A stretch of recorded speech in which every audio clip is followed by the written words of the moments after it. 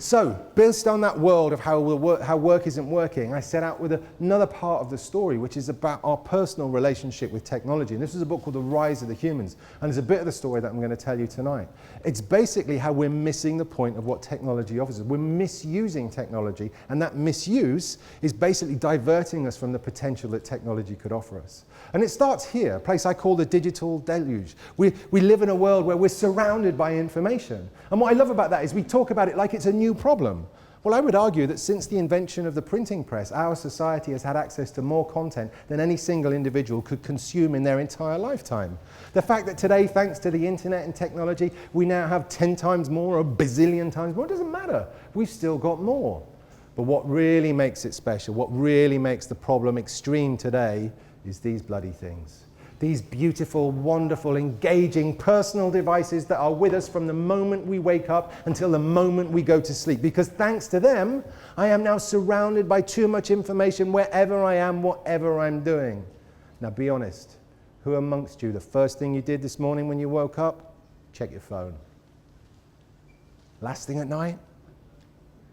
And this is the problem, because the technology, for all that it's delivering, for all of the amazing things that technology has to offer us, most of us still live here.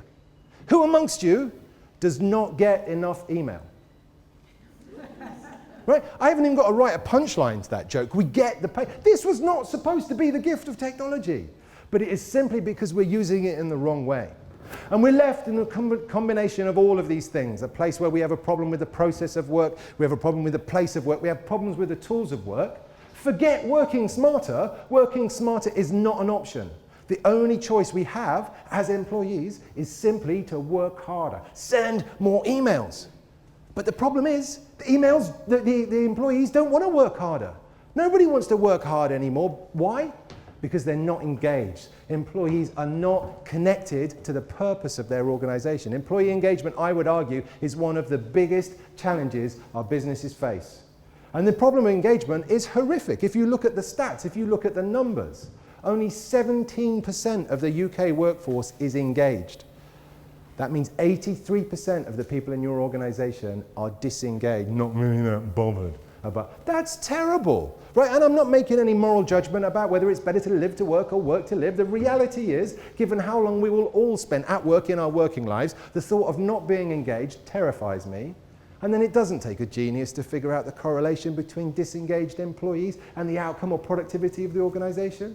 The UK government did a report back in 2009 called the McCloud Report, and it basically showed that the problem of engagement, disengagement in the UK economy robs us of 44 billion quid a year in lost productivity.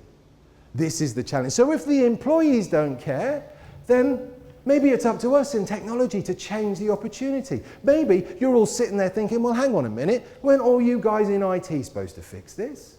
Well, do you know what we did? And we fixed it for a while. It was okay. But the real issue with how we use technology today is we still use it to replicate old ways of working. Let me give you an example. I'm going to pick on email a lot tonight. I love email, but we abuse it. All email is essentially the digital form of an old analog business process we had called the office memo. Do you remember those days? You used to go to the cupboard, grab a piece of paper, I'd scratch out your name, scratch out my name, scratch out a message, it would go in an envelope. Brilliant. And what happened to that? Well, we happened to that. The genius is in IT, right? We took that process, man, we digitized it, we made it quick, we made it efficient, we made it slick, we made it cheap. And now what's happened? We send too much email. We didn't once say, hang on a minute, maybe there's a different way we could communicate. Maybe we don't have to communicate like this at all. Maybe we could do something. We took what we had and we just transported it into the digital economy. And this is the problem we have today. Most of us still work like Victorians. You could take a Victorian and put them in our office buildings, in our schools, in our hospitals, and they would recognize exactly where they were because nothing has fundamentally changed. And until we break that, until we think differently about how we work, the outcomes for our organizations, we are never, ever going to get to the gift that technology offers us. We have to break the digital barrier. We have to start thinking differently about what we can do. And it starts with some pretty simple things. The first thing we have to do is we have to reclaim the definition of work. Work is not somewhere you go. Work is not a destination. Work is an activity. It's something you do. And when you think about work in that context, fundamentally changes your approach. It changes what's possible. It starts to make you think differently about flexible working and the work-life balance. Let's talk about both of those things. Flexible working. I love flexible working, but it's probably one of the most misconstrued, misunderstood concepts of our time. Because when I say flexible working, what most people hear is working from home. Well, funnily enough, working from home is working from home. Flexible working is something very different. It's basically choosing the most appropriate location to do the work I'm about to do that very day. It might be home, it might be my office, it might be the customer's premises, it might be a partner site, it might be some shared working space, or it might be a Starbucks down the road, but it's empowering people to make that choice, to work somewhere that's most conducive to the work that they have to do. And then there's the challenge of work-life balance, and I love that concept, right? The fact that work and life should be two separate things. How many of you live in a world where your work and life is a separate entity? To me, it's just life. And the technology enables me to make choices in my day, to choose where I should be, what I should be doing. I don't need to be stuck to a 9 to 5. I'm measured in different ways. So I can use the technology to make choices that help me to make the most of the moments that matter in my life. If I need to be at home with my family, I can choose to do that. If I need to be here with you in the evening, I can choose to do that. The technology makes that possible. The culture of the organization I work for makes that possible. And so that world where we change the definition of work, we change our approach to flexible working, and we get rid of this misnomer, which is work-life balance, sets us up for success. And then there's how we collaborate. And something wonderful is starting to happen in our organizations, because we now have a large population inside our organizations who are used to communicating and collaborating in an entirely different way. And these are the people using social media. How many of you use social media here?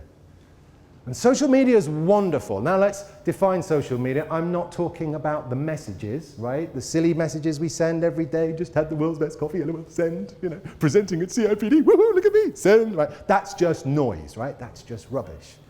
But it's the choice we make to share by default that makes social really special. People see how powerful that is. They see what happens when you approach a problem and your first response is to share the things you know.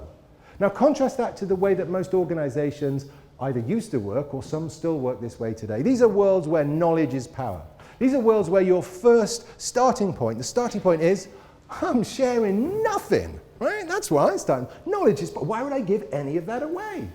And what's happening inside organizations is the people who've seen the light, they've seen that if you approach problems and you start by sharing by default, it fundamentally changes the agility and the ability for knowledge to flow freely through your organization. And it delivers dramatically different results. And they're starting to bang into each other because they're banging up against this old culture, which is about email and your inbox. Now again, email is a wonderful tool, but email was designed for a different style of communication. It was designed for a world where I'm going to send a specific individual, probably one, a specific piece of information, maybe some attachments. It was not meant to CC everybody else. It was not meant for those grandstanding emails where you send a message to the project manager, CC your boss, look how smart I am, right? Or you're doing it to dob someone and look how stupid they were, right? It was not meant for those things. But the real problem with email is email locks away knowledge. There's a lovely phrase from a guy called Bill French that says, email is where knowledge goes to die. Think about it, because nobody can see your inbox. I think about my inbox, right, and it's as overflowing as yours is. And I think about all of the value that's in my inbox that could be accessed by my other colleagues, except for the fact it's waiting to pass through the bottleneck. And the bottleneck is me. That knowledge lies wasted until I can process it. And I don't work on anything top secret. I don't work on anything confidential. There's nothing that couldn't be shared. But it's only because the culture prevents me from working in that way. So as we start to move forward, there are new tools emerging, new ways of working that really start to take the principles that we know about working with social that change how we collaborate.